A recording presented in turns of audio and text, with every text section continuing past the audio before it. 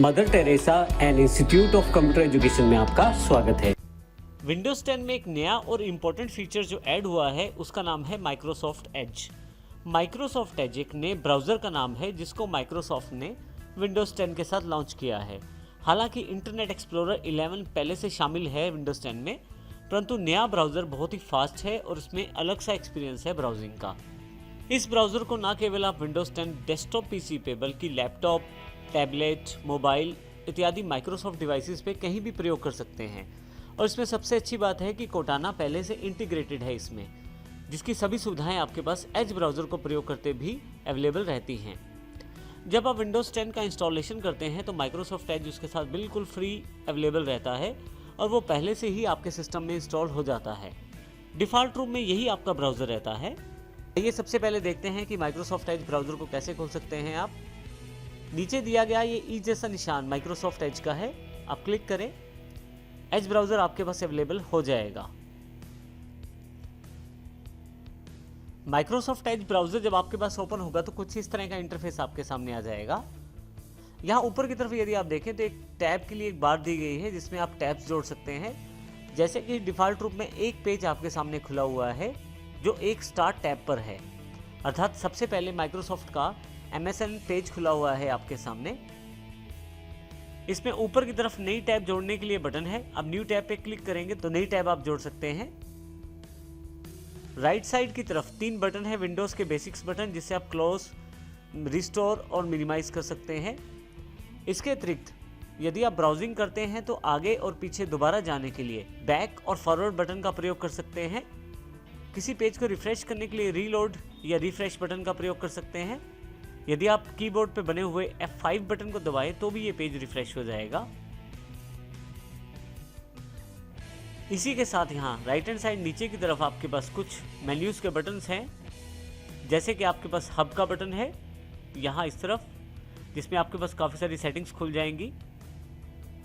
Notes के लिए editing का बटन है, शेयर करने के लिए ऑप्शन है आपके पास, और एक मेन्यू के रूप में मोर एक्शंस का बटन है, जिस पे यदि आप क्लिक करें तो अलग अलग तरह के ऑप्शंस आपके पास अवेलेबल हो जाएंगे।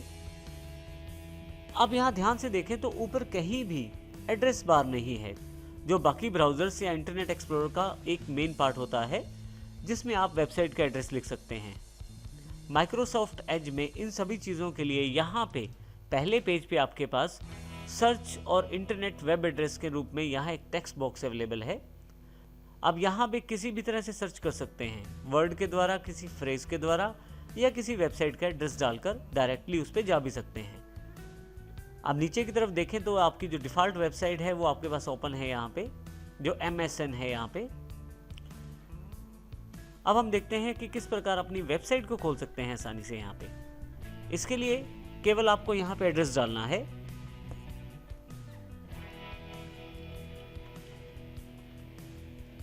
जैसे ही एड्रेस डालते हैं आपके पास देखें नीचे सर्च ऑप्शंस अवेलेबल हो जाएंगे। बिंग सर्च के साथ आपको जानकारी दी जा रही है, सर्च सजेशंस भी हैं, और ऊपर की तरफ आपके पास isstworld.com के लिए वेबसाइट का एक ऑप्शन अवेलेबल है। मैं यहाँ पे क्लिक कर देता हूँ। जैसे ही आप इसे क्लिक करते हैं आपके पास isstworld.com वेबसाइट खुल जाएगा। यहाँ मैं अपनी वेबसाइट को आसानी से सर्व कर सकता हूँ। यदि आपको एक से अधिक वेबसाइट्स खोलनी है तो वो भी आप आसानी से खोल सकते हैं। इसके लिए आप न्यू टैब के बटन पे, जो कि ये प्लस वाला बटन है, क्लिक करें। आपके पास फिर से वही एक टेक्स्ट बॉक्स अवेलेबल हो जाएगा। यहाँ पे आप टाइप कर सकते हैं नई वेबसाइट का एड्रेस। जैसे यहाँ से मैं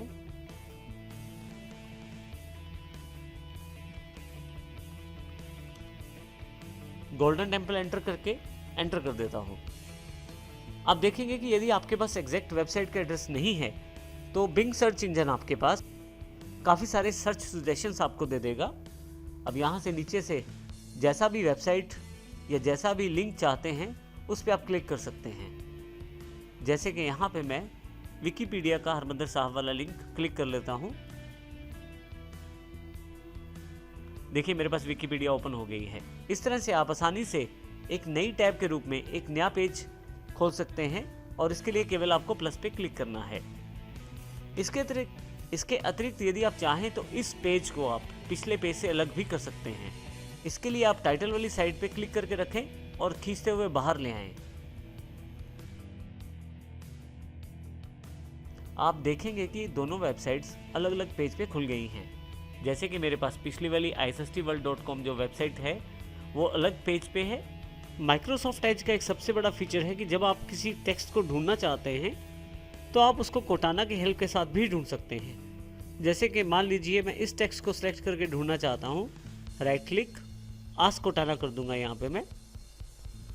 आप देखेंगे राइट साइड पे एक पैनल अवेलेबल हो गया है जिसमें कोटाना अपने आप उस टेक्स्ट को ढूंढना शुरू कर रहा है।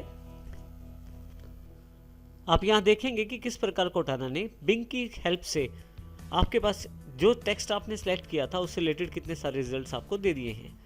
तो इस प्रकार आप आसानी से कोटाना का प्रयोग एज का प्रयोग करते समय भी कर सकते हैं।